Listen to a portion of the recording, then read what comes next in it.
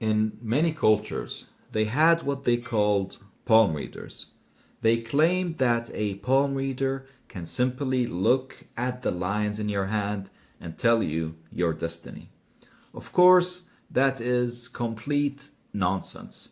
Palm readers were nothing but scammers who claimed to magically foresee your future just to take away your money. But that whole belief in destiny being in your palms did not emerge out of nowhere. You see, the one who believes in destiny does not believe in coincidence, and the one who believes in coincidence cannot hold destiny with his own hand. The truth is far more profound than lines etched in flesh. Our paths don't seem to be written in our palms, and that leads you to ponder and question, does believing in destiny means that my life is predetermined? And if my life is predetermined, where does that leave my freedom of choice? You know what? Let me tell you a story. Once upon a time in a small village, there lived a weaver.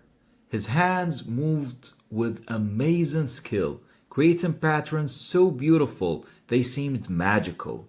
Each morning, he would sit at his loom and begin his work.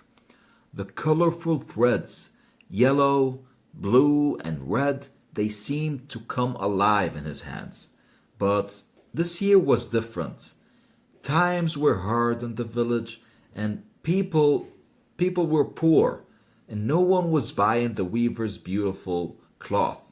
His workshop once was busy and full of life and customers was now quiet and empty.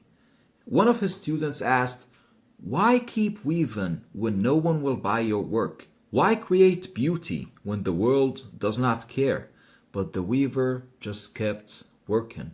His hands were moving steadily as if the very act of weaving might fix the broken parts of his world.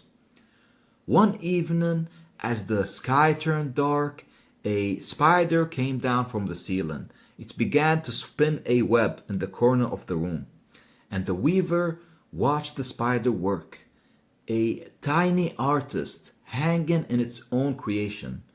Then the night wind blew through a crack in the window. The web of the spider shook and broke, but the spider did not give up. It started again. The wind came again, and again the spider web broke, and again the spider began to weave, never stopping. The weaver marveled at this sight, and he called upon his students. They gathered around, looking all confused, and one of them asked, "Teacher, why does the spider keep trying?"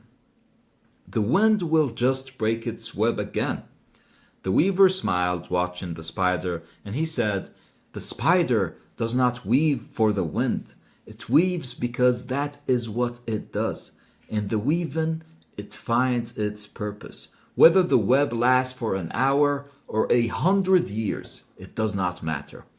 The students looked at each other, and one of them said, "But what about our work, teacher? If life is controlled by things that we cannot change, why should we try at all?" The weaver stopped his work and he turned to them. And with a very serious voice, he said, "Life is not controlled only by things beyond us. It's like a big cloth, and each of us hold a thread. The spider does not ask if the wind will leave its web alone.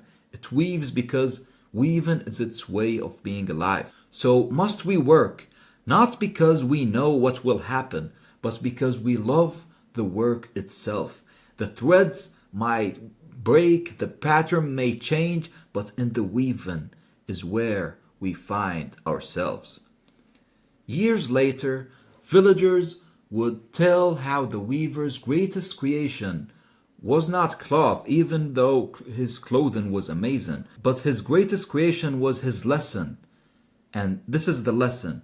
Life is not something that controls us. We may not control the wind, but we can choose to weave again and again, finding meaning not in how things turn out, but in the courage to create.